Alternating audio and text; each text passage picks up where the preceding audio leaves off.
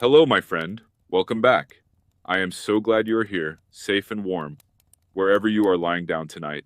Tonight, I have a very gentle story to keep you company, a story you do not need to follow closely. Let it simply wash over you, like a slow river, like a tide coming in. Before we begin, let yourself settle a little more deeply into wherever you are. Feel the weight of your body, feel the softness beneath you. Take one slow breath in, hold it gently, and let it go. You are safe. The day is done. Our story tonight comes from a very long time ago, from a place so far at the edge of the known world that the map simply stopped, and beyond the last ink, there was only wind, and rain, and stone. There was a small outpost, a mile castle, the Romans called it, a little fortress built into the great wall, manned by a handful of men, far from the nearest town, far from home. And those men waited, day after day, season after season. They waited for orders that never quite came. And in that waiting, something very quiet and very beautiful took hold. This is their story, not a story of battles or victories, just a story of stone walls and cold mornings and fires lit before dawn. A story of ordinary days lived at the very edge of the world. Let yourself breathe with the story. There is nothing you need to remember, nothing you need to understand. Just let the words carry you, softly, towards sleep. You can close your eyes now, if you like. I will keep talking, softly, for a long while. You do not need to stay awake. The wall is waiting for you. The fire is already lit. The night watch has begun, and all is well. All is safe. Come, let us go back to the edge of the world, where the wind is gentle tonight, and the stones are warm. Let the story begin. There is a place in the north of the island of Britain, where the land rises and falls in long, slow waves of moorland, where the heather in summer turns a shade of purple so soft it looks like a bruise left by the sky. The Romans called this island Britannia, and they came to it with their roads and their straight lines and their stubborn conviction that the world could be ordered, measured, and held. They built towns, they built temples, they built baths where men could wash away the mud of the northern winter and imagine, for a warm half hour, that they were somewhere else entirely. But the North was different. The North did not yield to straight lines as easily. It had its own geometry, a slow, rolling geometry of ridges and valleys and wide skies that seemed to press down rather than lift up. Skies the color of pewter and chalk, and, on certain evenings, a very pale and watery gold. The Romans came north anyway. They always did. They were, above all things, a people who believed in pushing until they found a wall. And in the north of Britain, they eventually built one.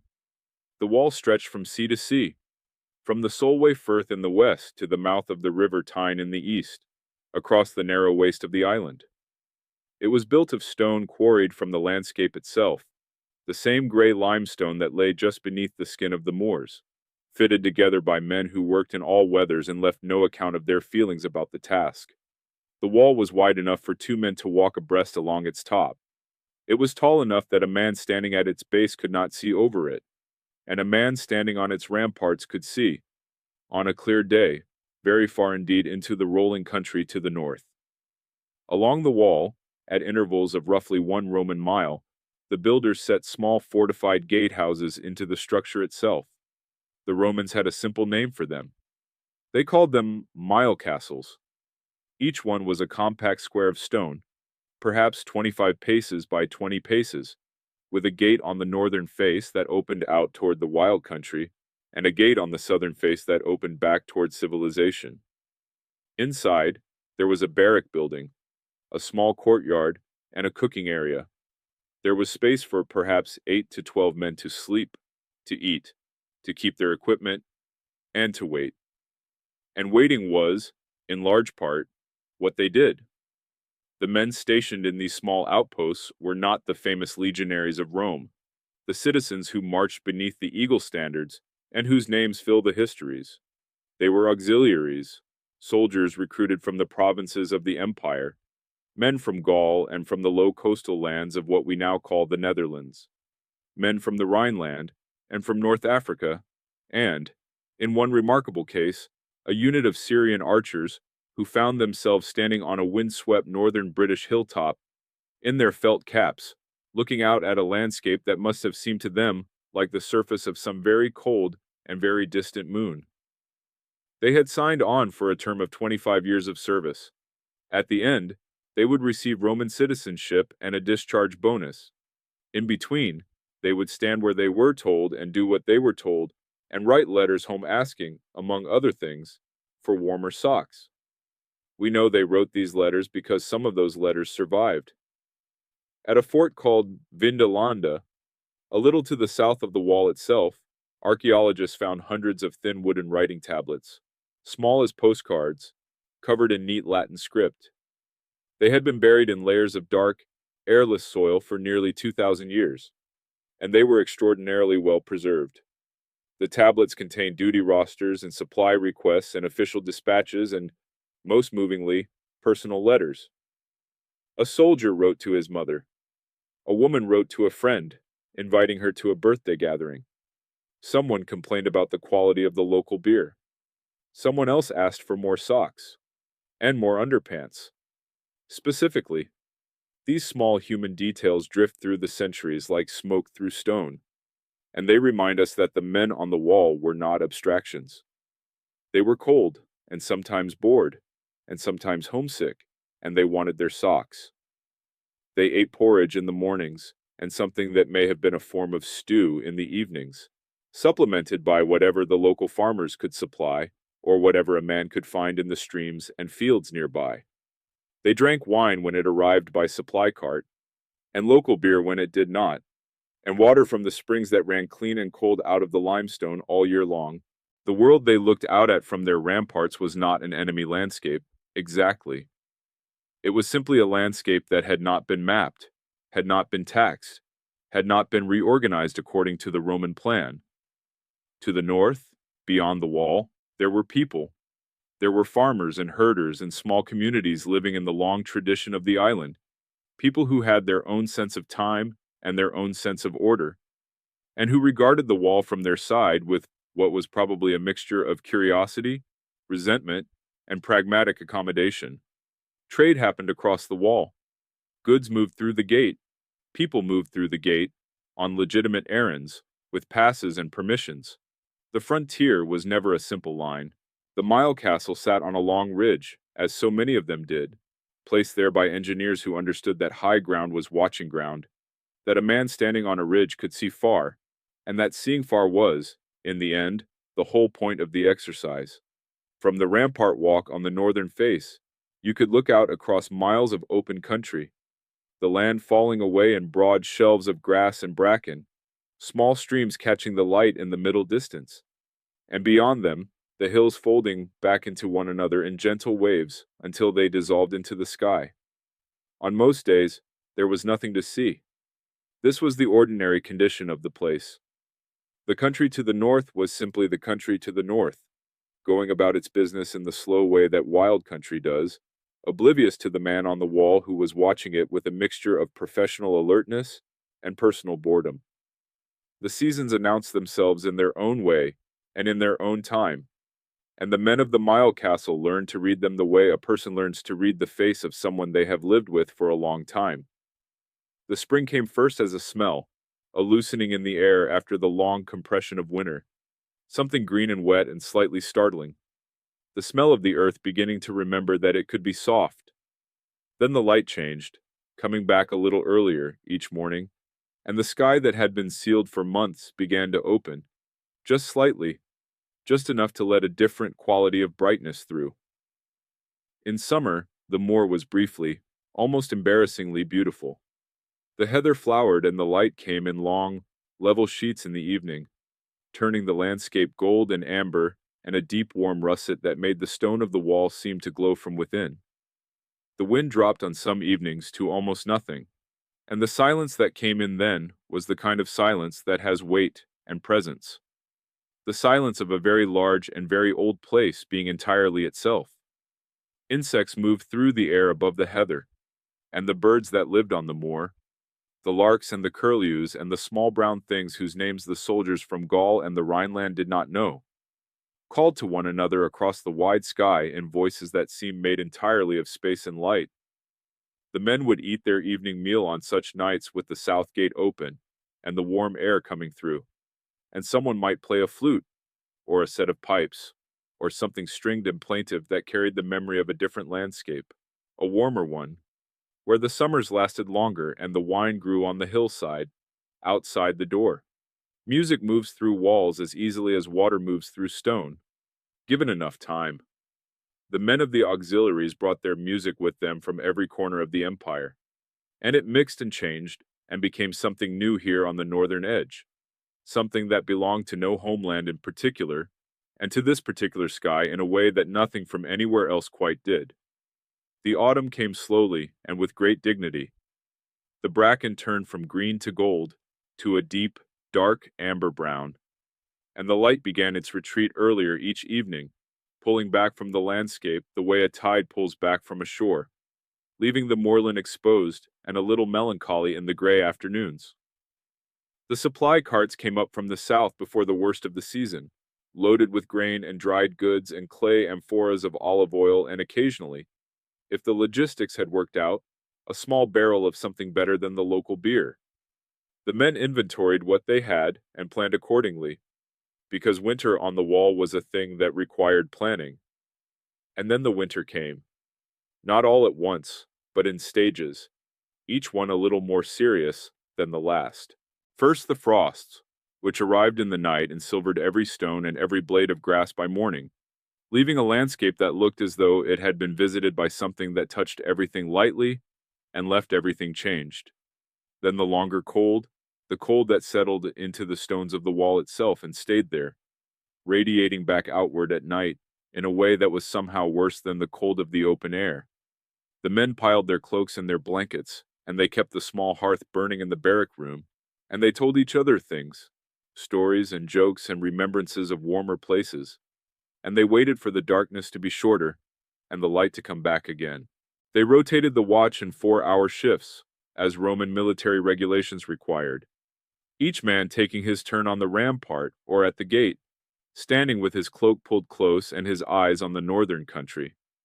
The duty roster was kept on a wooden tablet, updated each day by whoever held the role of optio, the second in command of the Mile Castle garrison, a title that meant something between a sergeant and an administrator and a keeper of accounts.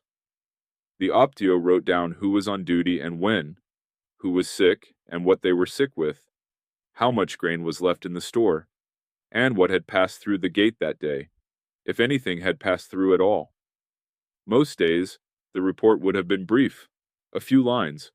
A farmer with sheep, a message carrier from the next fort to the east, pausing to water his horse and exchange a few words. Nothing remarkable, nothing requiring action. The machinery of Roman frontier administration generated a great deal of paperwork for very quiet days. The men who lived here came from a wide scatter of the empire's provinces, and this was entirely by design.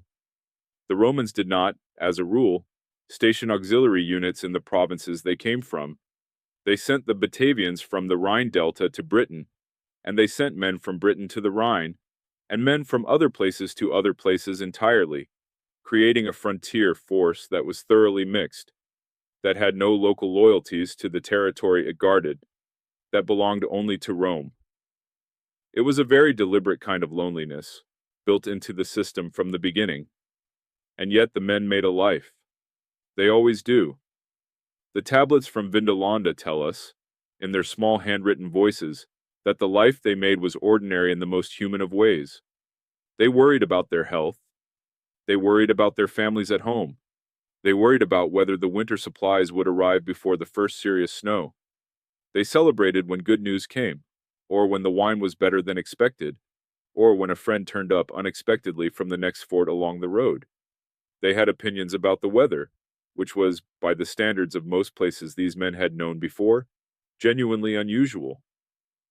The north of Britain in the 2nd century was, as one tablet put it, a place where the roads were often impassable, and the climate could only be described, politely, as very much itself. A unit of Batavians, men from the flat, waterlogged coastal lands of what is now the Netherlands and Belgium, served at Vindolanda in the early years of the 2nd century. They were cavalrymen by training and tradition, and they found themselves in a landscape that was at least partly familiar in its flatness and its damp.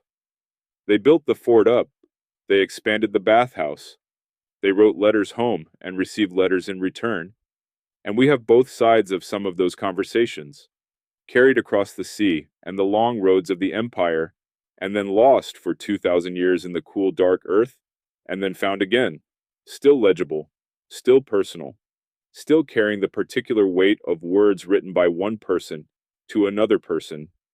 They missed. One of the most famous of all the Vindolanda tablets is a letter from a woman named Claudia Severa to a woman named Sulpicia Lepidina, the wife of the fort commander. It is a birthday invitation. Claudia Severa asks Sulpicia Lepidina to come and celebrate with her, and she adds, at the end, a few words in her own handwriting, distinct from the rest of the letter, which was written by a scribe. Those few words are among the earliest examples of a woman's handwriting in the Latin world. They say, "I shall expect you, sister.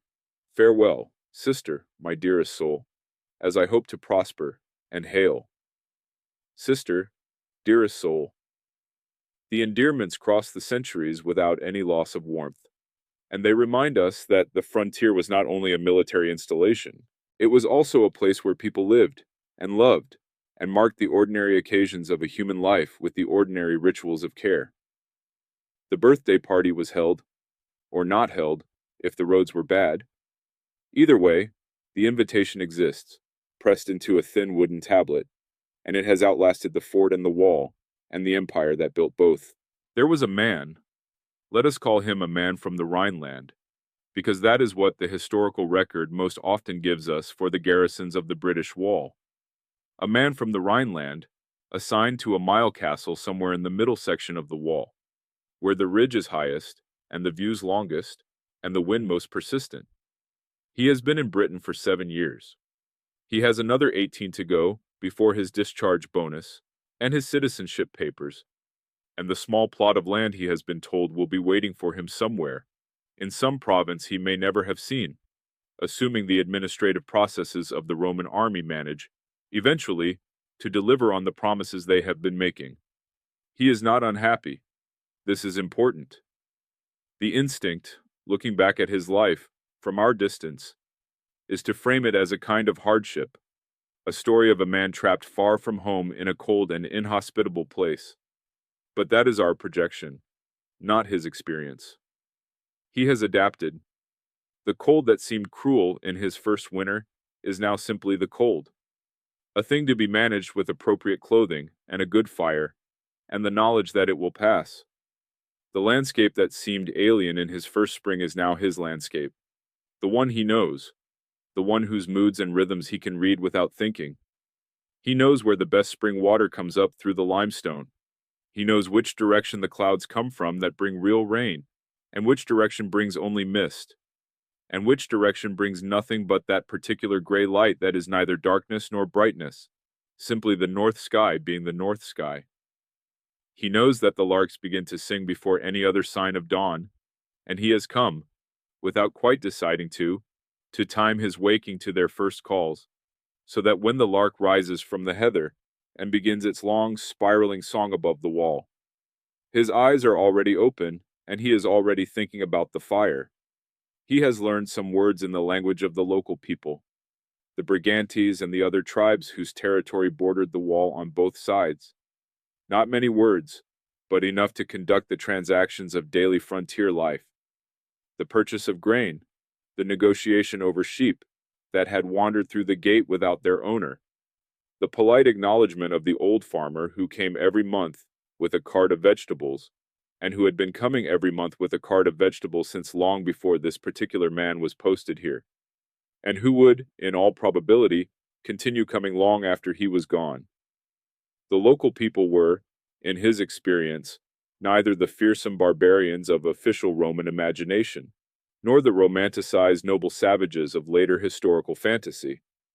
They were, like him, people with lives and routines and concerns and occasional small pleasures. They grew things and traded things and visited their neighbors and told stories about the past. And the wall was, from their perspective, a fact of the landscape, in much the same way that the ridge it stood on was a fact of the landscape. Something to navigate, something to accommodate, not entirely welcome, but not entirely unwelcome either, given what came through the south gate by way of trade. On certain evenings, when the light was right and the day had been a good one, he would climb to the rampart walk and stand there for a while after his duty was done, not as a soldier on watch, but simply as a man standing at a high place at the end of the day, looking out at the country. The land to the north would be settling into its evening colors, the greens going dark and the heather going to deep purple, and the sky going through its slow exhibition of golds and grays, and occasionally, if he was lucky, that clear, cold green that sometimes appeared above the northern horizon, just at the last moment of twilight, a color that existed nowhere else and that he had never once managed to describe to anyone who had not seen it for themselves. He would stand there until the cold made itself known in his hands, and then he would go back down to the fire. Autumn came to the Mile Castle the way it always came to high places, early and without apology. The heather had already gone over by the time the first true cold settled in, and the moor took on the amber and rust colors of the dying season, colors that were beautiful in their own serious way. A beauty without warmth in it, a beauty that reminded you of what was coming. The bracken turned slowly from yellow to brown to the dark, wet brown of decay, and it lay flat against the hillsides in wind-swept layers, and the wind, which had been blowing all year in various intensities from various directions, took on in autumn a particular quality, a steadiness and a coldness that made it different from the summer wind even when it blew from the same direction and at the same speed. The supply convoy came up from the south in late autumn before the passes could ice over. The men of the Mile Castle heard it before they saw it, the sound of iron-shod wheels on the stone road and the low voices of the muleteers carrying up from the valley below. They came out of the gate to watch its arrival, not because there was anything to do to help. The convoy had its own staff and its own routines, but because the arrival of the convoy was an event, one of the few events of the season that could not be anticipated on any particular day, only expected within a general window of weeks. And the uncertainty was, in its own small way, a form of excitement. The goods that came were practical and unremarkable, grain mainly, and salt fish in clay jars, and olive oil that had traveled a very long way from somewhere warm to arrive in this cold stone room, smelling of the south and the sun. There was leather for mending boots and harness, and nails and tools, and occasionally medical supplies for the small infirmary kept at the nearest fort to the east.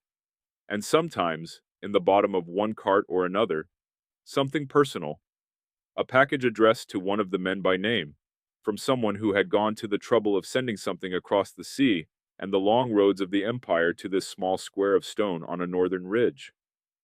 Those packages were opened privately, in the barrack room, away from the eyes of the others, which was a courtesy that the men extended to one another without needing to discuss it. Whatever was inside, whether it was practical, food or clothing, or medicine, or personal, a letter, a small object of no particular value but great particular meaning, belonged to the man who received it in a way that deserved a moment of private possession before it became part of the shared life of the garrison. The men wrote back, when they could. They wrote on thin wooden tablets with iron styluses, the same as the famous letters found at Vindolanda, pressing their words into the wood in a clear Roman hand. They wrote about practical things, about their health, about what they needed, about what they had received. And sometimes they wrote about the place itself, about the view from the wall in the morning, about the color of the sky at a certain time of day, about the sound of the wind across the heather, as if the place were worth describing, as if the person reading at the other end of that long road might want to know what the world looked like from here. Perhaps they did want to know. Perhaps the letters traveled back and found readers who sat with them in warm rooms, in warmer latitudes, and read about the long northern light with something that was not quite envy and not quite pity, but something in between, something like the feeling of standing at the door of a familiar place and looking out at weather. You are glad, in that moment, not to be in, but which has its own undeniable presence, its own undeniable beauty, the kind of beauty that does not ask you to be comfortable, only to pay attention. The nights grew longer. The garrison ate their evening meal earlier, pulling closer to the fire as the darkness came in, and the conversation in the barrack room became, in the way of all conversation in cold, dark places, quieter and more reflective. The talk of men who were not going anywhere, who were simply here, in this place, together, and who had slowly come to find that fact sufficient. The winter solstice was not a day marked in any grand way at the Mile Castle. There was no particular ceremony that the official Roman calendar required, though the men may have marked it in the small private ways of people who are paying attention to the light, noting its return, welcoming the fact that, from this day onward, each day would be a fraction longer than the one before it, until the balance tipped again toward warmth and brightness, and the possibility of something growing. The fire in the barrack room was the center of everything in winter. It was not a large fire, the hearth was small, and the fuel was carefully rationed, but it was enough to keep the worst of the cold at bay, and to make the room habitable in a way that the Romans, who were a people of fires and furnaces and underfloor heating in their larger establishments, understood viscerally. The fire was warmth and light and company, a point of focus for eyes that had nothing else to look at in the long winter evenings except the faces of the men around it and the shadow play on the stone walls. They told stories by that fire. This is not something recorded in any tablet we have found, but it requires no great imaginative leap to conclude that men sitting around fires in the long dark evenings told stories, because all people sitting around fires in long dark evenings tell stories. It is among the most ancient and most human of occupations, the oldest technology for making the darkness smaller, and the company feel larger, and the night feel safer than it would if you were sitting in silence listening to the wind. What stories did they tell? We can only guess, and the guesses are interesting. Men from the Rhineland would have brought stories from the Rhine, stories of the river and the forests and the particular deities of those places, the local gods who had been incorporated into the Roman pantheon with the pragmatic religious flexibility that was one of Rome's most useful political tools. Men from Gaul would have brought Gallic stories, and men from North Africa would have brought stories from an entirely different landscape, desert stories, warm stories, stories that must have seemed almost unimaginable in a barrack room in a northern British winter. The stories would have mixed. That is what stories do when they are put in close proximity for long enough. They borrow from each other and blend and produce new things that belong to no single tradition. The Mile Castle, like every other small human place on every frontier throughout history, was a place where the world was quietly, unremarkably remixed, where the edges of things met and rubbed against each other, and eventually, over years and decades, produced something that was its own thing, belonging to the wall and to the men who had lived on it. The winter solstice passed. The days began to lengthen. It was not noticeable at first. The change was too small for any single day to register as different. But over a week, and then 2 weeks, and then a month, the change accumulated, and one morning a man woke up and noticed that there was light in the sky before the watch change. Thin and pale, and not yet warm, but light, unmistakably light. And he felt something shift in his chest, some small, uncelebrated relief that the long dark was ending, that the world was, once again, turning toward the sun. The larks began again, not all at once, but one by one, first the most impatient ones, who started while the cold was still sharp and the wind still had its winter quality, and then more of them, until the morning above the wall was full of that rising, spiraling song, that sound of something very small ascending into a very large sky with absolute conviction that the effort was worthwhile. The man from the Rhineland, who had been on the wall for 8 years now and had learned to time his waking to their first calls, heard them and lay still for a moment longer in the warmth of his blankets, listening. The rhythm of a day at the Mile Castle was repetitive by design. Roman military culture was, at its heart, a culture of routine, of the systematic and repeatable. of the small daily acts that accumulate into discipline and discipline into something that can be relied upon over long periods and in difficult circumstances. The watch rotated every 4 hours. The meals came at the same time each day. The equipment was inspected and maintained on a schedule. The gate was opened at dawn and closed at dusk, unless circumstances required otherwise. And circumstances, at this particular mile castle on this particular ridge in this particular season, rarely required otherwise. Before the gate was opened each morning, the duty soldiers walked the rampart walk in the still gray light before dawn, checking the wall to the east and west, looking out at the northern country, making note of anything that was different from the day before. On most mornings, nothing was different from the day before. The country to the north was the country to the north, going about its business as it always had. A few deer, sometimes, moving through the bracken below the wall. A fox on the ridge to the northeast, pausing at the crest, looking back toward the wall with its bright, interested eye before descending the far side and disappearing. Birds, always birds, the curlews especially, whose long liquid call was the sound of the moor in all seasons and all weathers. After the patrol, there was the cooking fire, built up from the banked embers of the night fire, porridge, mainly, and flatbread cooked on a flat stone, and whatever had come in the previous day's forage or purchase. The Romans were good provisioners, and the wall was well supplied by the standards of its time. But provisioning at a small mile castle in the interior could not always keep pace with the full range of ingredients that a Roman cook would have preferred. The men improvised. They learned to use what the northern landscape offered: herbs that grew wild on the moor, mushrooms in season, fish from the streams, meat when hunting was possible on authorized days. The diet that emerged from these improvisations was a hybrid thing, neither fully Roman nor fully local, a frontier cuisine that belonged to the wall the way everything eventually came to belong to the wall. After breakfast, the day's work. There was always work.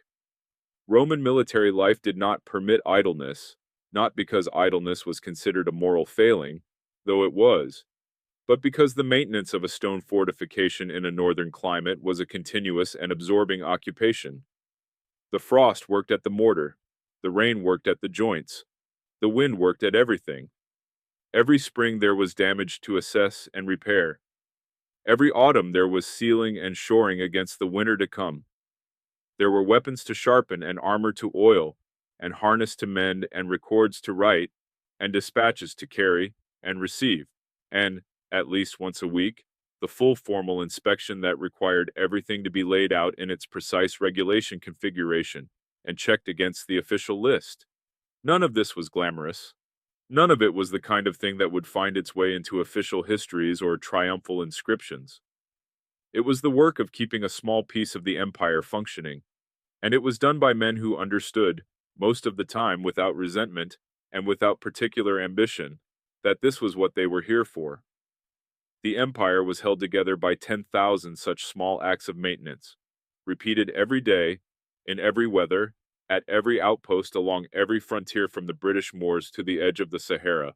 In the middle of the day, when the light was at its best and the wind sometimes dropped to something manageable, some of the off-duty men would go outside the south gate and find a sheltered spot on the slope below the wall, out of the wind, in whatever sun there was. And they would sit there for a while doing nothing in particular, mending, perhaps, or just sitting. The Romans had a word for this kind of pause. They had words for most things. The off-duty hours were understood to belong to the man, to be used as he saw fit. And what some men saw fit was simply to sit in the sun, if the sun was available, and let the mind rest from the weight of routine. Water was a constant consideration in the life of the mile castle. The wall was built, when it could be, along ridge lines, and the springs that came up through the limestone along those ridges were numerous and reliable. A mile castle that had no certain water source was a mile castle that could not function, and the engineers who planned the wall knew this and accounted for it. The men who lived in the mile castle knew where their nearest spring was, the way a person knows where their kitchen is, automatically, by the body's knowledge rather than conscious thought. In summer, the spring ran fast and cold and clean, and the water tasted of the limestone it had passed through, a clean mineral taste that was different from any water these men had known before, and that they came, over time, to associate with the particular satisfaction of arriving back at the Mile Castle after a long patrol on a warm day, and drinking deeply from the stone trough where the spring collected before running off southward toward the valley. In winter, the spring ran more slowly, and there were days when the trough had a skim of ice on it in the morning that had to be broken before the water could be drawn. This was a small task, the breaking of ice, a thing done with a stick or an elbow, requiring 30 seconds at most, but it was one of those small daily tasks that carries the whole weight of a season in it. The confirmation each morning that yes, winter is still here. Yes, the world is still cold. Yes, we are still on the northern edge of everything. The men bathed when they could. The nearest proper bathhouse was at the fort to the east, and they went there periodically, on rotation, because the bath was not only hygiene but morale. The deep, pleasurable heat of the caldarium after a week of cold stone and cold water. The conversation in the steam room with men from the next fort and the next. The catching up of news and gossip, and the small social transactions that kept a person connected to something larger than the 8 men of the Mile Castle and the half-mile of wall they were responsible for. The walk to the bathhouse was itself a pleasure, 3 miles along the road that ran behind the wall, the road good and well maintained, the country on the south side of the wall more settled and less wild, with small farms and occasional larger civilian settlements growing up in the protection of the military infrastructure. The walk took an hour at a comfortable pace, and it offered a kind of reacquaintance with the world, a reminder that the Mile Castle was not the whole of things, that the road ran in both directions, that the empire was a large and various place even at its very edge. They came back from the bathhouse in the afternoons, cleaner and warmer, and carrying any news or letters or small luxuries that had been available at the fort's small market. They came back through the south gate, and the gatekeeper noted their return, and the Mile Castle absorbed them again, as quietly and completely as a small stone building absorbs the men who live in it, until the place smelled of them and their gear and their cooking, until the stones of the walls held, in some sense that is not literal, but not entirely metaphorical either, some residual warmth of their presence. The afternoon light came through the south-facing windows of the barrack room and lay in long strips on the stone floor, and the men moved in and out of those strips of light as they went about the business of the afternoon. And for an hour or two there was a quality of ease in the room, a slowing down that was neither sleep nor wakefulness, but something between, the particular restfulness of a body that has done its work and knows it, that has earned the afternoon light and is now receiving it, with the uncomplicated gratitude of the well-used and the satisfied. The gate was the reason for everything. The Mile Castle existed to control passage through the wall, and the North Gate, the one that opened onto the wild country, was its essential feature, the thing that justified the garrison, the pay, the supply convoys, the duty rosters, the whole elaborate machinery of the Roman frontier administration. In practice, the gate was rarely dramatic. The people who came through it for ordinary reasons. They came to trade, bringing hides and wool and cattle and whatever else the local economy produced that found buyers in the Roman South. They came to seek work, because the military presence generated a civilian economy, and that economy needed labor of various kinds. They came to visit relatives, because the wall ran through the middle of communities that had been there long before it was built, and that maintained their own social connections, regardless of what the political situation required. A man from the north with family in the south would make his way to the Mile Castle gate with his pass or his explanation and his legitimate purpose. And most of the time, after the required transaction of identity and purpose, and sometimes a small fee, he would come through. The soldiers at the gate were not, by all accounts, enthusiastic or aggressive in the exercise of their authority. The tablets from Vindolanda record a complaint from a merchant who felt he had been treated contemptuously by the garrison at a checkpoint. They also record the garrison's perspective, which was that the merchant was being difficult. Both perspectives feel recognizable across the centuries. Bureaucracy generates friction. The people who administer it do so with varying degrees of grace and competence. The people who must navigate it do so with varying degrees of patience and charm. This has been true of every frontier and every checkpoint and every gate in human history. And the Mile Castle was no different. But there were also moments at the gate that were not transactions, moments that belonged to no category in the official records. A farmer from the north, older, someone who had been coming through this particular gate for years, would stop for a moment longer than strictly necessary, resting his weight against the gate frame, looking back at his own country with an expression that the duty soldier, if he was paying attention, might have recognized as the expression of a person taking stock. Not saying goodbye, exactly, not making a farewell, simply looking for a moment at the thing he was leaving, holding it in his eyes before turning south. Those moments did not go in the duty log. They were not reportable. They belonged to the category of things that happen between the official records, in the spaces where the administration does not reach, and the human proceeds according to its own logic. The soldier at the gate saw them, and noted them, and said nothing, and let them pass. And the farmer passed through, and the gate closed, and the country to the north was the country to the north again, looking exactly as it always had. On certain nights, when the wind was from the north, and the sky was clear, sounds came through the wall from the northern country. Not alarming sounds, nothing that would rouse the watch. Just sounds of the country at night. The bark of a dog somewhere in the distance. The call of an owl.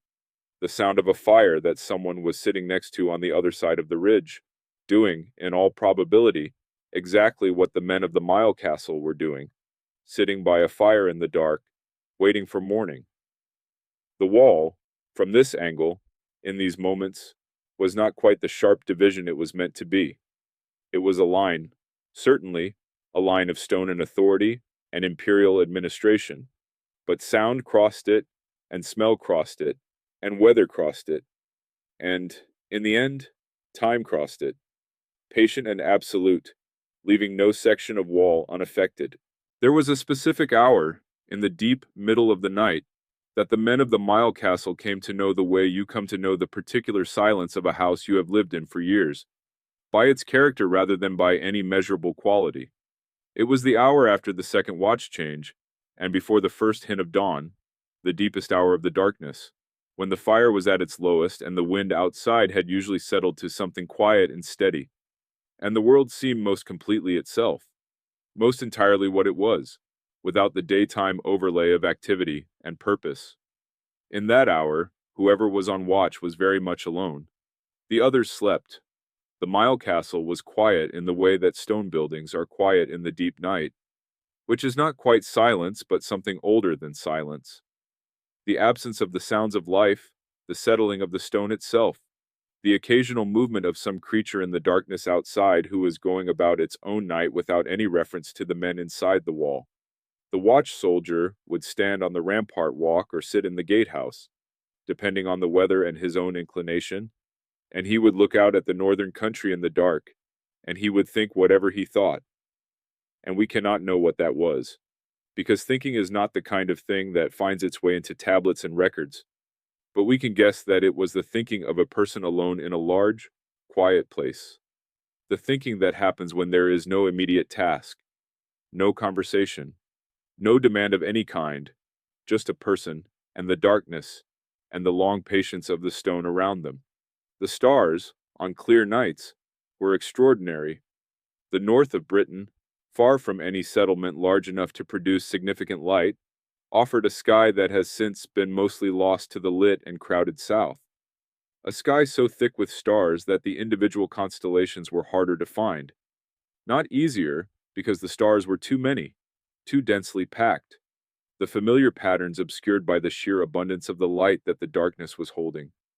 The soldiers knew the constellations that any Roman educated man knew.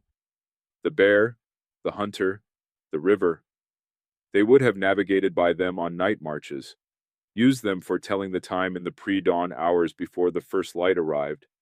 But on nights when there was no marching and no navigating, when the watch was simply the watch, and the stars were simply the stars, the sky above the Mile Castle was something else again.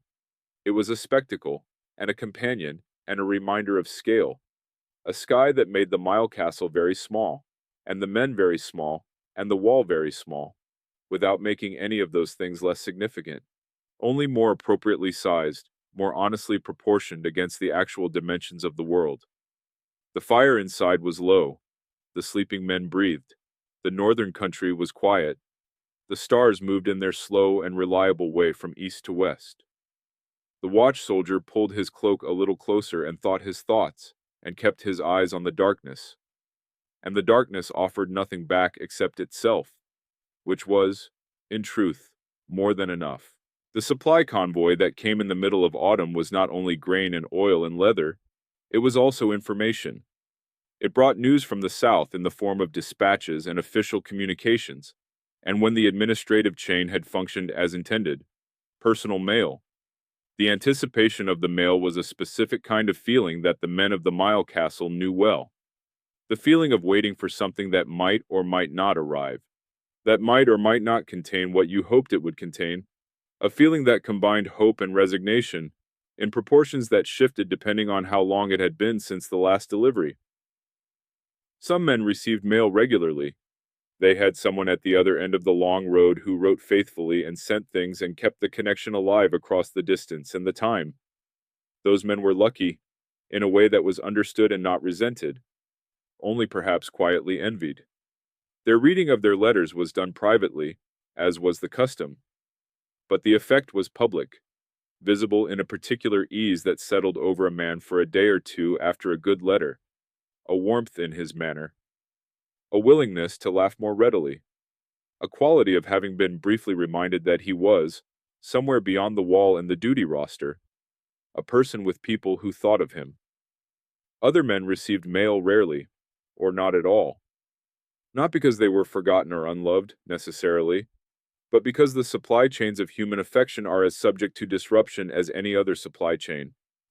Someone at the other end of the road was ill, or was overwhelmed with the demands of their own life, or had moved and the new address had not arrived through the proper channels, or had written and the letter had been lost somewhere along the 300 miles of road, and sea and road between there and here. The official Roman postal system was efficient by the standards of its time, but it was not infallible, and the distance between northern Britain and any of the homelands these men had come from was very considerable. A man who had not received a letter in a long time developed a philosophical relationship with the idea of a letter. He knew in the abstract that a letter was a thing that existed in the world, that other men received letters, that the system by which letters traveled was generally functional. He also knew, in the concrete experience of his own daily life, that for him, at this particular moment in this particular year, letters were theoretical. They were a category of thing, not a thing. He had learned to live with this, as he had learned to live with the cold and the isolation, and the 18 more years on his contract. He lived with it the way the wall itself lived with the weather. Not happily, exactly, not indifferently either, but steadily, stone by stone. The letters he wrote went into the system, and he did not know with certainty if they arrived. He hoped they did. He assumed they did, because the alternative, the image of his words dissolving somewhere on the road, unreceived, unread, was too bleak a thing to hold too steadily. He wrote anyway. He wrote about the weather, which was notable. He wrote about his health, which was adequate. He wrote about the landscape, which he had by now come to know deeply and well, and which he described sometimes with an accuracy and a care that surprised him, as if the act of trying to put the place into words for someone who had never seen it was teaching him something about how to see it. The wall had done that to him, among other things. It had made him look. There was very little else to look at, and the looking, sustained over years and seasons, had gone deep. He could tell, by the particular shade of the northern horizon at dusk, what the weather would be like the following morning, and he was right often enough that the others had come to ask him about it, casually, the way you ask someone for information they reliably hold. He had become, without quite intending to, an expert in this particular sky, this particular quarter of the world's atmosphere, as if the long watching had eventually yielded not information exactly, but something more like attunement, a resonance with the place that was not wisdom in any grand sense, but was, in its own modest way, a form of knowledge that belonged only here and could not be transferred. The orders that the Mile Castle waited for were not one single category of thing. Orders came in several forms and from several directions. There were the standing orders that formed the permanent framework of the garrison's existence, the watch schedule, the gate procedures, the maintenance requirements, the rules about what could and could not pass through in which direction. These were always there, always operative, forming the basic structure of the day. Then there were operational orders, which came by dispatch rider from the commanding fort and which covered matters of immediate military relevance, instructions to increase or decrease watch frequency, information about movement of persons of interest in the Northern Territory, changes to the supply schedule, the occasional request for a party of men to be sent to assist with a specific task at one of the larger forts. These came irregularly, and they were the nearest thing to events that the Mile Castle experienced on a regular basis. A dispatch rider arriving was a small punctuation in the ongoing sentence of routine, a comma or a period that briefly changed the rhythm.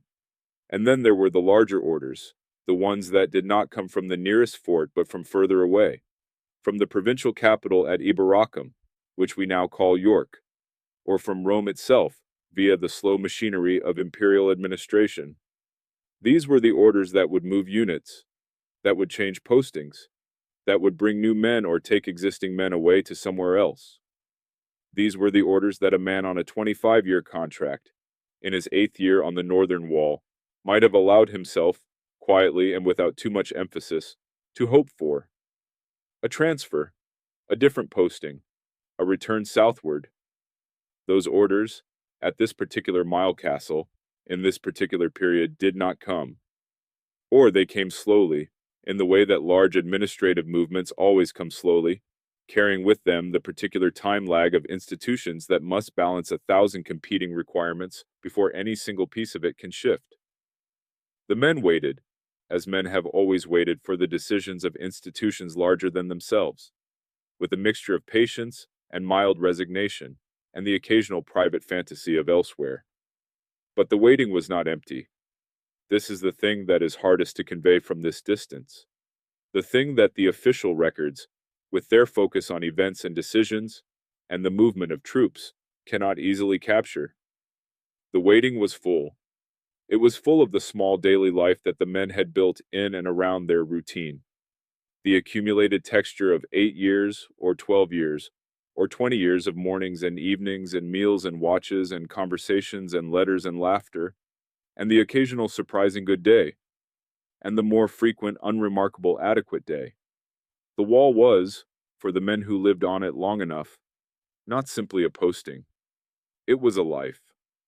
Their life. The one they had, which is always, in the end, the only one that fully belongs to a person. The grass grew in the cracks of the stone. The moss spread itself slowly across the north face where the rain ran down. The swallows came back every summer and nested under the eaves of the barrack building and left again in the autumn, and their going was a small annual grief of the kind that living in a place produces. And their return each spring was a small annual gladness of exactly the same kind. The wall endured, the men endured. The season turned and turned again, and the orders, when they came in the fullness of time. And in the waiting, without quite noticing, the men had learned the particular piece of a place that is content to simply be. The wall itself was the most constant presence in the lives of the men who lived on it. This is perhaps obvious, but it is easy to lose sight of what it meant in practice to live inside and on top of a large stone structure for years at a time. The stone was everywhere, underfoot on the paving of the Mile Castle courtyard, above and around in the walls of the barrack room, beneath the hands when you sat on the wall itself and looked out at the country. The stone had weight and texture and temperature, and you came to know it all. The limestone that the wall was built from was the same limestone that lay beneath the moor, the same stone that the springs ran through on their way to the surface. And it had a particular quality in different lights and different weathers. In summer, on a sunny day, the wall could be almost warm to the touch, having spent the long day absorbing whatever heat the northern sun managed to produce. In winter, the stone was cold in a way that seemed to go deeper than mere surface temperature, a cold that had been accumulating in the mass of the wall for months, that radiated outward like the negative of warmth. The men knocked on the wall sometimes. This is not recorded anywhere. But the impulse, for a person who lives in close proximity to a large stone structure, to tap it, to test it, to make it respond with its hollow or solid sound, seems inevitable. The wall sounded different in different places, different sections having been built by different working parties at different times, some sections denser than others, some with inclusions or gaps in the core that altered the resonance. A man who had lived on a section of wall long enough would know its sound the way he knew the sound of his own name. The wall was repaired regularly, and the repairs were documented in the few inscriptions that have survived on stone tablets set into sections of the wall itself. These inscriptions record the unit that did the repair, and sometimes the date, and sometimes the length of wall repaired. They are the most laconic of all the human traces on the wall, stripped down to the essential facts of the transaction. Who was here? What they did? When they did it? No adjectives, no feelings, just the unit and the work and the measurement. But the repairs themselves were not laconic. They required effort and time and skill. The repointing of joints, the replacement of stones that had cracked or shifted over winter, the clearing of debris from the drainage channels that ran beneath the wall to carry away the considerable rainfall of the northern British climate. It was the work of men who had learned to care for a specific piece of stone infrastructure with the particular care of people who live with the consequences of their maintenance or their failure to maintain. A section of wall that was properly repaired and drained stayed sound for generations. A section that was neglected let the water in, and the frost worked at it, and within a few years the damage was significant and the repair much greater. They took pride in their section of wall. This too is not recorded explicitly, but it follows from everything else we know about the Roman military culture of the frontier, which was a culture that valued the work of the hands as much as the decisions of the mind, that saw the maintained road and the repaired wall and the functioning gate as forms of excellence in their own right. To leave your section of wall in better condition than you found it, or at least no worse, was to have done what you were supposed to do. In a world of 25-year contracts and long distances from home, it was something to hold on to. The stone would outlast them all. They knew this, in the way that people who live close to old things always know it, without it being a disturbing thought exactly, more a background fact of the landscape. The wall had been here before them, and would be here after them. They were its temporary inhabitants, its caretakers for the duration, and the wall, for its part, held them in its mass, and its shadow, and its weight, and its long cold storage of the northern light, and sheltered them from the wind, and supported their feet on its rampart walk, and kept them, in the most literal sense, enclosed and safe within the stone. The sound of the wall and wind was a particular sound, not quite like any other. It was not simply the wind being interrupted by a surface.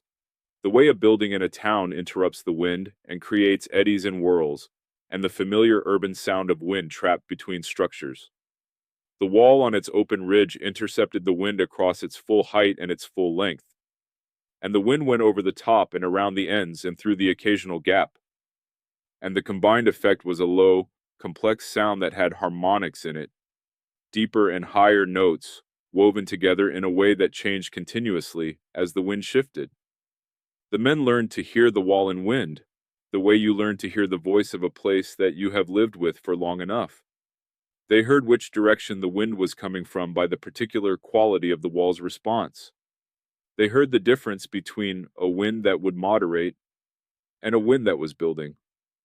On very quiet nights, when the wind dropped to almost nothing, the wall itself seemed to breathe, its thermal mass releasing or absorbing heat in a way that created the smallest of movements in the air close to the stone, something that was not quite sound, but that a person standing close to the wall in the deep night could feel as a kind of pulse.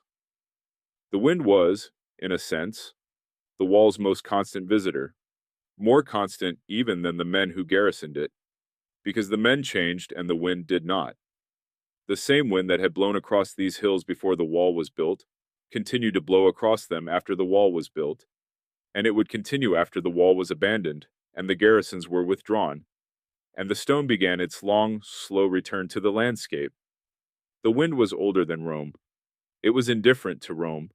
It blew across the top of the wall with the same even consideration it extended to every other surface it encountered in its long journey across the northern country, and the wall accepted it, and the men accepted it, and the seasons turned. In the evenings, when the light was going and the fire inside was beginning to warm the stone of the barrack room, and the day was settling toward its end, there was often a particular quality of stillness outside the mile castle. A pause in the wind, as if the day were drawing breath before the full dark came. The men who were finishing their evening duties in those minutes, carrying water or banking the outdoor cooking fire, or making the last check of the gate fastenings, would notice this stillness without necessarily remarking on it, would feel it as a kind of gift the landscape offered without being asked, a moment of rest that belonged to no duty roster and no official purpose. In those moments, the North Country was very beautiful. The sky in the last light was layered, the horizon still faintly bright below a band of deep blue that darkened upward into the first stars, and the moor stretched out to the north in shades of gray and dark green, and the very last remnants of the day's amber, and the air smelled of cold stone and heather and the particular freshness that the north has at the end of a clear day, a smell of altitude and distance and the long, unhurried history of a place that has been weathered by millennia of exactly this kind of evening.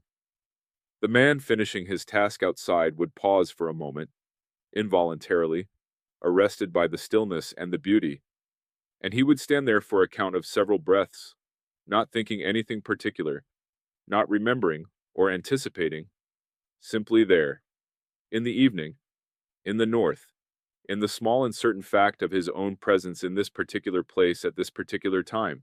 And then the cold would remind him of itself, gently, as cold does, and he would go inside, and the gate would close, and the fire would be the center of the world for a little while longer, and the night would do what it always did, quietly, reliably, without drama, deepening from gray to black above the old stone wall. Spring on the northern moors did not announce itself with the optimistic speed of spring in the south.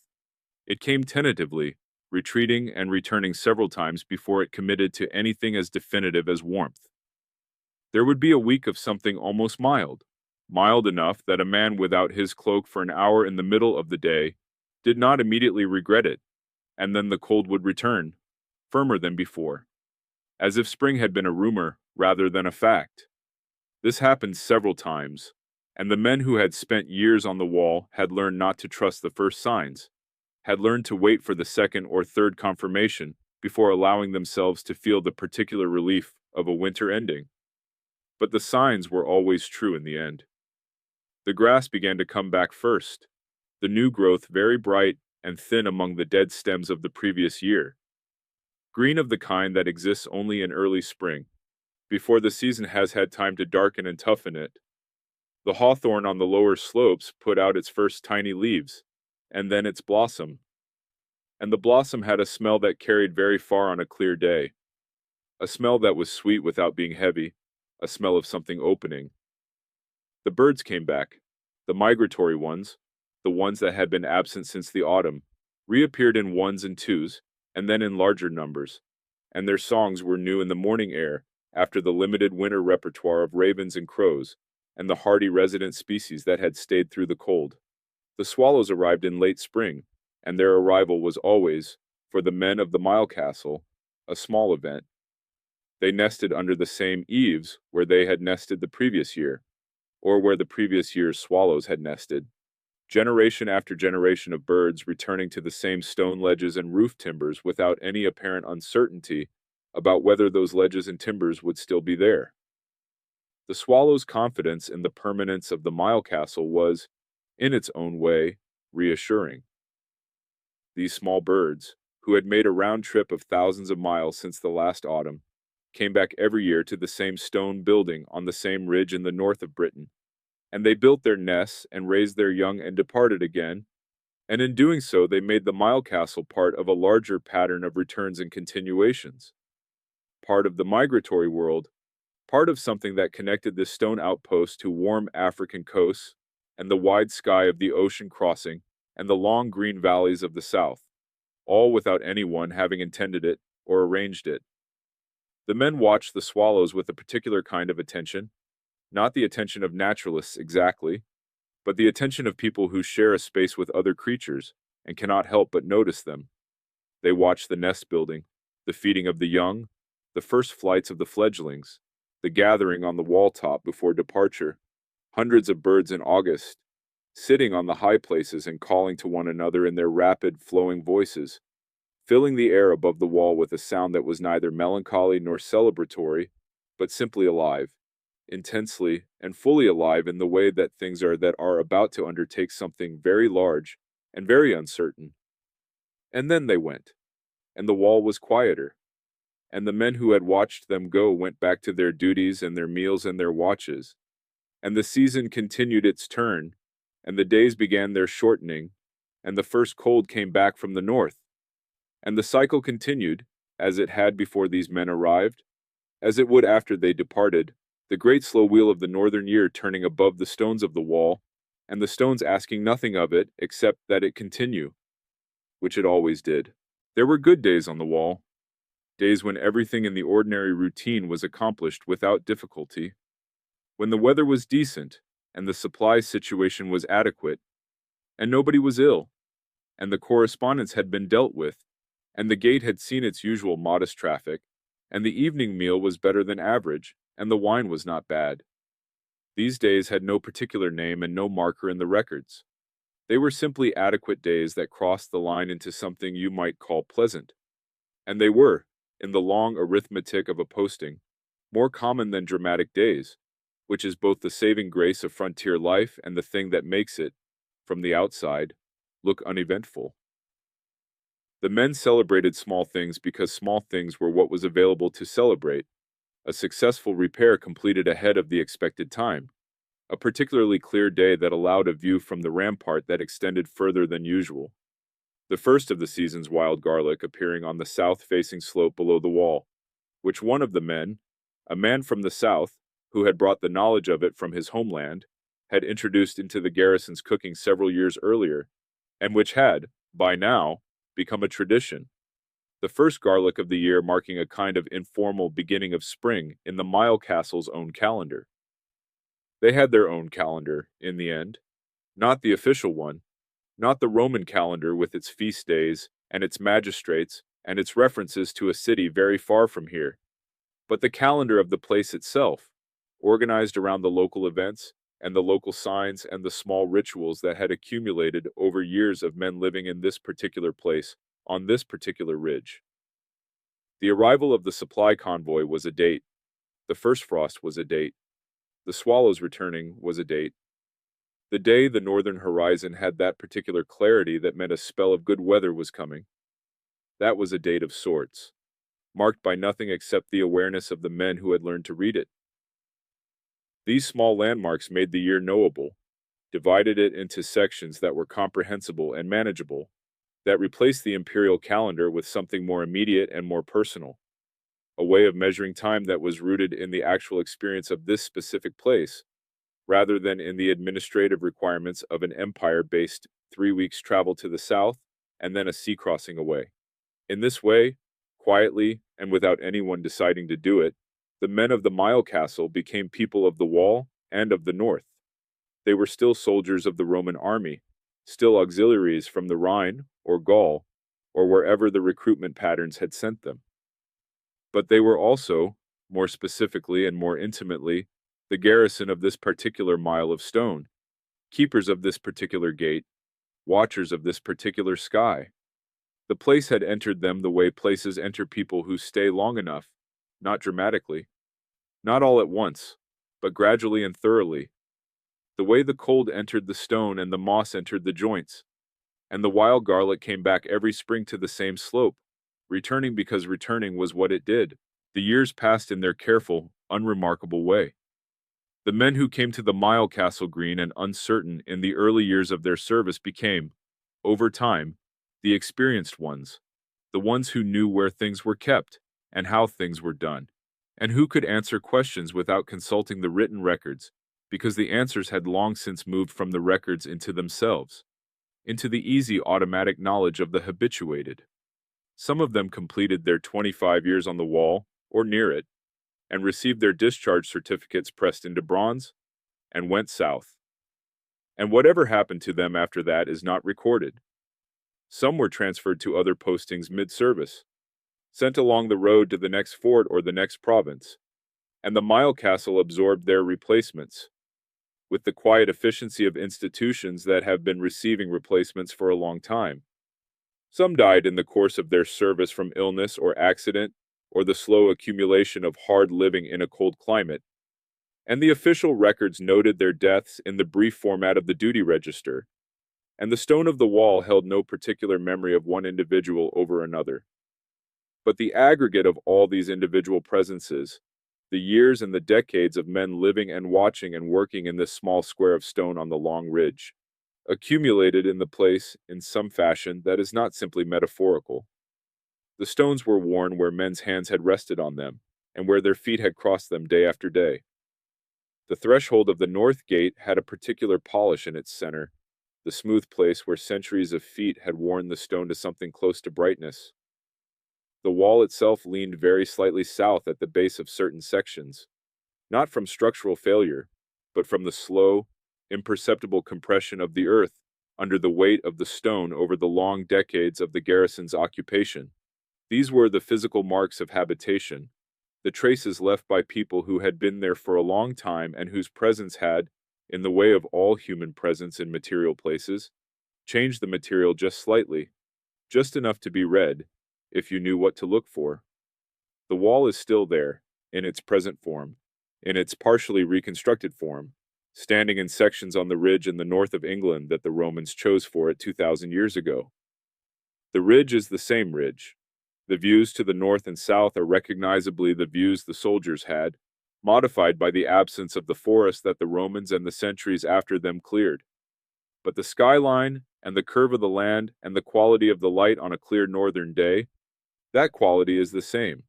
The stones that remain are the same stones, worked by the same hands, and if you stand on a remaining section on a clear morning and look out at the country to the north, the wind that you feel on your face is the same wind, blowing from the same direction across the same long undulation of moorland. And the sky above is the same pale northern sky, and the larks, if you listen, are still there, rising from the heather and singing their long vertical songs into the air above the old stone wall. The orders, in the end, were simply the rhythm of the institution, which was itself the rhythm of the empire, which was itself the rhythm of human civilization's recurring attempt to put lines around things and hold them still.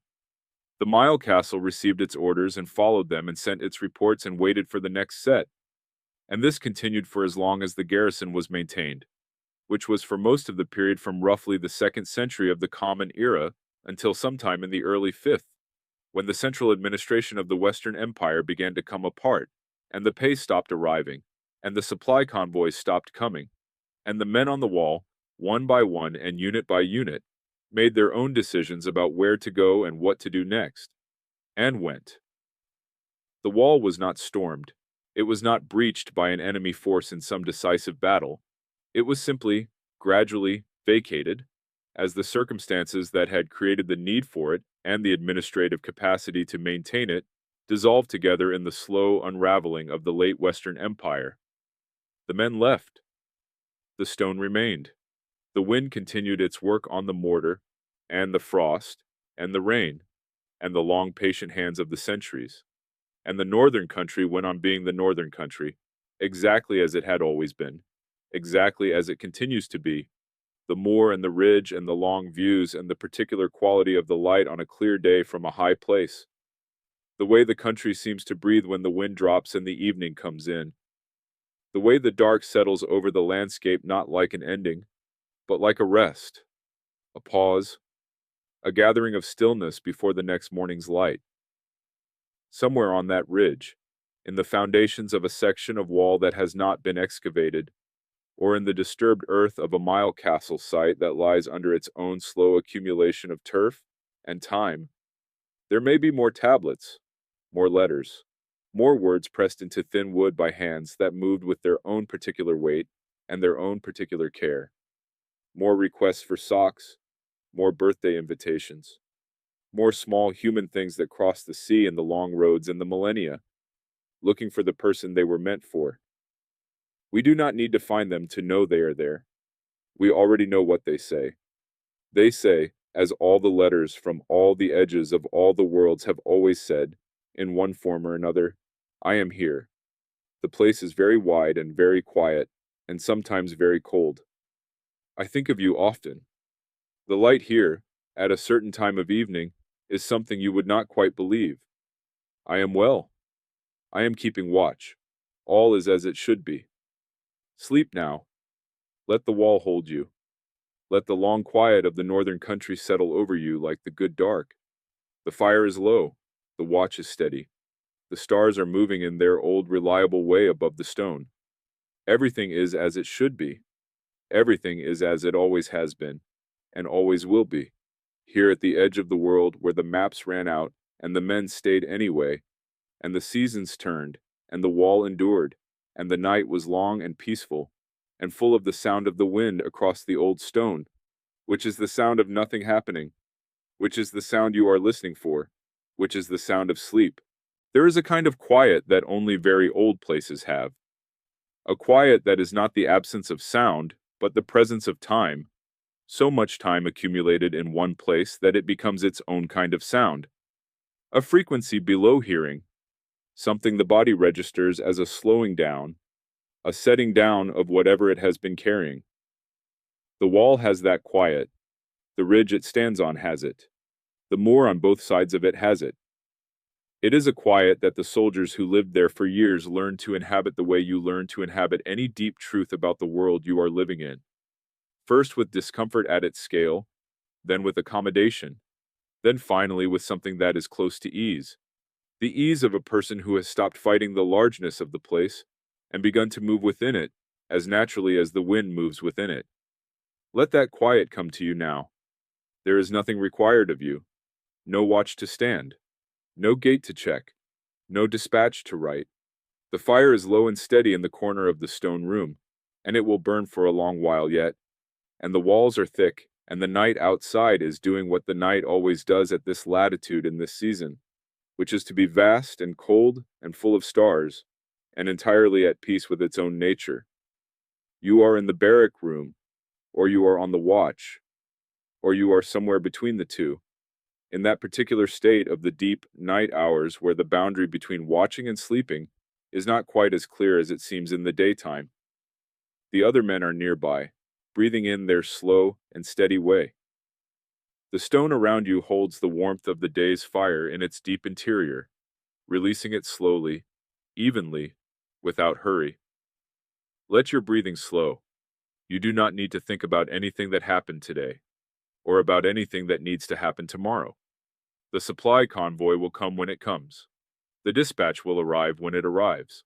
The orders will come in their own time, and the garrison will receive them and act on them, and the wall will continue to stand on its ridge, as it has stood for generation upon generation, patient and permanent, keeping the watch that no single person can keep alone, the long, slow watch that belongs to the stone itself.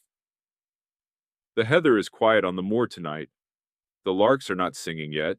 They are sleeping in their own way in the heather, small warm things tucked into the dark, waiting for the moment before dawn when the sky lightens just enough to call them upward, and they will rise, as they always do, with their long spiraling songs, and the day will begin again, full of its own small order and its own small beauty.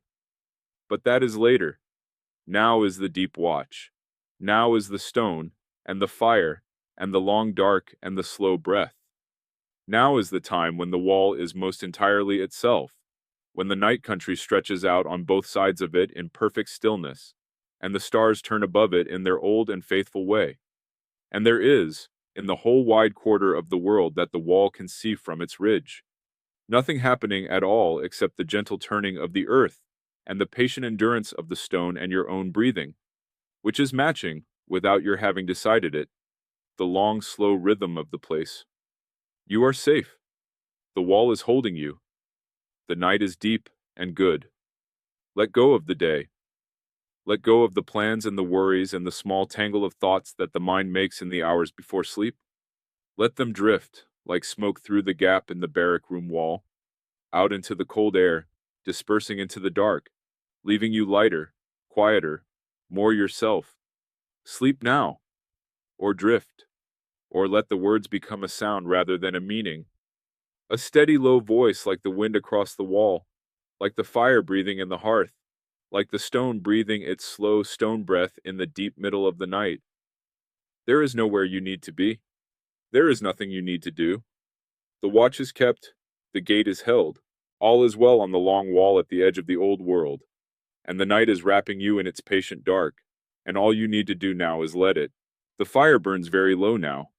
The embers glow in their steady way, red, orange, and amber, shifting slightly as the air moves through them in its own slow breathing, cooling and settling. The warmth radiates from the hearthstone in a way that is very gentle and very even, the kind of warmth that asks nothing of you except that you receive it, which requires no effort at all. The stone walls of the barrack room are doing what stone walls do in the deep middle of the night, which is to be still. They are very old, these walls, old in the way that only stone and the things made of stone can be old, with the oldness that does not ask to be understood but simply is, a fact of the world as settled and uncomplicated as the fact of the ground beneath the building or the sky above the ridge. Outside, the moorland is sleeping in its own way. The heather is flat and dark under the stars. The streams are running in their low winter channels, making that soft sound that running water makes at night, a sound that is neither loud nor quiet but simply continuous, a murmur that has been there since long before the wall was built, and will be there long after. It is the sound of the place talking to itself in its own language, which is a language of water and stone and wind and the slow accumulation of time. You are here, in this place, in the good dark. Your breathing is slow. Your body is warm and heavy in a way that is very pleasant. The heaviness of a body that has found its rest and is sinking into it, gratefully, without resistance. The pillow is soft beneath your head, or the cloak is folded just right, or the angle of the stone is comfortable in its own hard way. And it does not matter, because the comfort is not about the surface you are lying on, but about the permission you have given yourself to be still.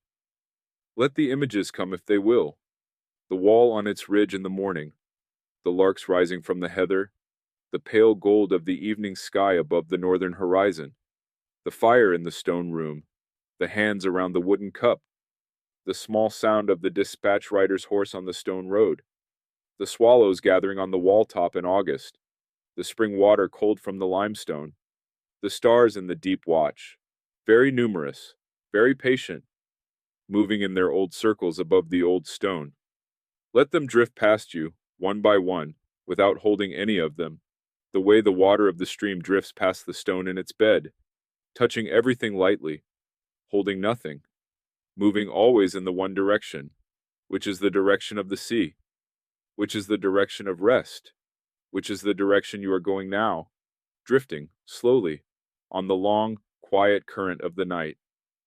The wall holds. The watch continues. The embers breathe. The stars turn. The night is very deep and very wide, and very full of the particular piece of old places that have seen everything and forgotten nothing, and hold it all in their stone without weight or judgment, simply holding, simply being what they are, simply standing on their ridge in the ancient northern light, the way they have always stood and will always stand, stone upon stone, patient, enduring, quiet. Sleep now, my friend. The night is long and good. You are safe here. The day will come in its own time. For now, there is only this. The fire very low, the stone very still, the dark very deep, and somewhere out on the moorland, a single lark already awake, too early, singing to a sky that has not yet begun to lighten, singing because that is what it does, that is what it has always done. That single clear voice rising into the dark above the ancient wall, carrying nothing but itself, needing nothing but the air, just the voice in the dark and the vast and patient night. And you here, safe, drifting, warm, and going now, gently and completely, towards sleep. The light before dawn is not exactly light. It is a quality of the darkness changing, a loosening at the eastern edge of the sky that does not announce itself with any particular drama, but simply shifts, almost imperceptibly, the balance between the dark and the not quite dark. The stars begin to lose their sharpest brightness. The moorland, which has been a single undifferentiated darkness for hours, begins to acquire the faintest suggestion of form, the ridge discernible from the sky above it, the heather barely visible as a texture against the ground. The dawn watch soldier, standing on the rampart or sitting in the gatehouse, feels this change before he sees it. His body, accustomed by years to this hour, registers it as a kind of loosening, a very gentle release of the night's tension, not because the night has been frightening, but because any long holding of stillness, when it ends, brings its own particular quality of ease. The darkness has been held for hours, and now it is being let go, slowly, one shade at a time, and the world is beginning, once again, to become visible. The eastern horizon takes on the first color just before the sun arrives.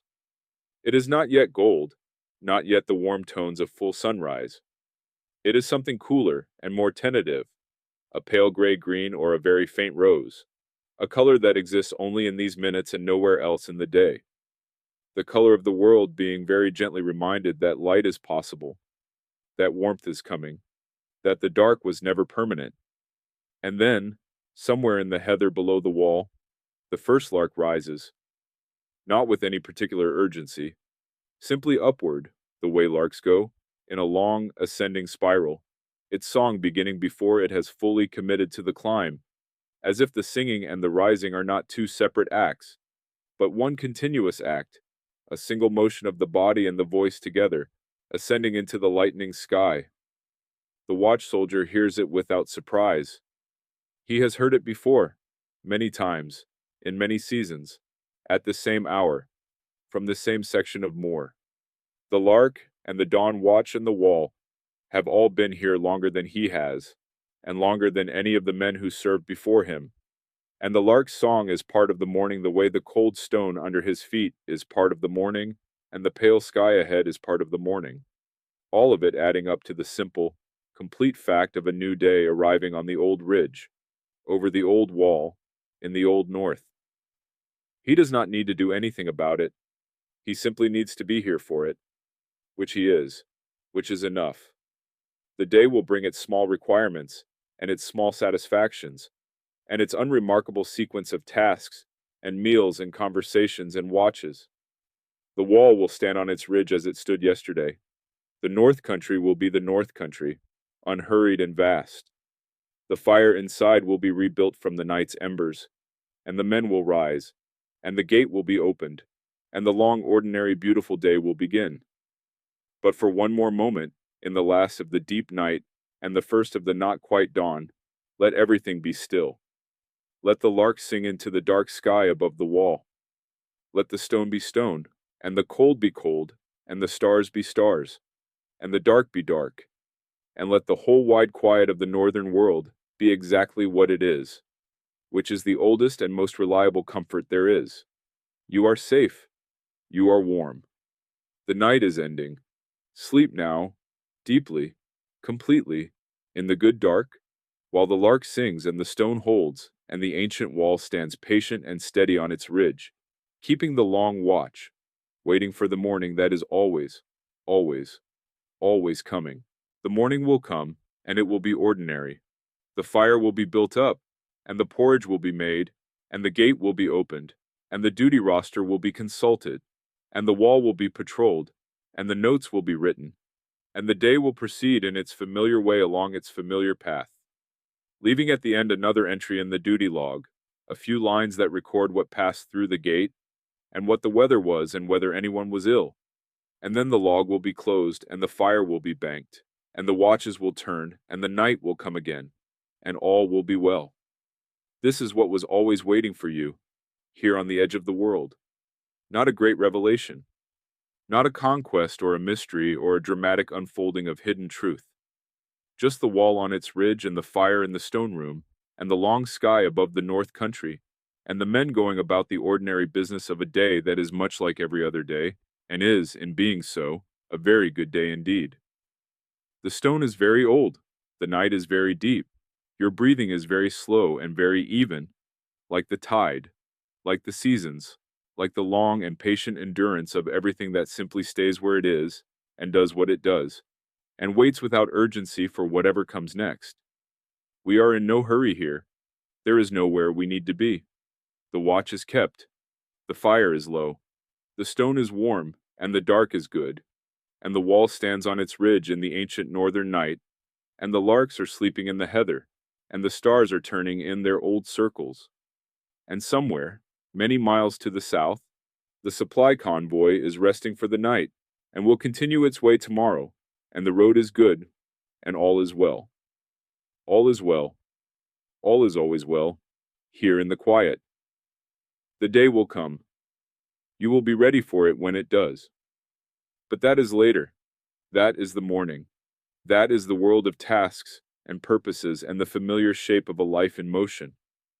Right now, there is only this: the deep rest, the long dark, the old stone, the quiet fire, the enormous northern sky with its patient stars, and somewhere in the heather, a lark sleeping. And you, here, warm and held and safe, going deeper now into the good dark, leaving the watch to the wall, leaving the night to the stone, leaving the world to its own long and faithful endurance. Sleep well, my friend. Sleep well. The wall is keeping watch tonight. The Mile Castle is standing on its ridge.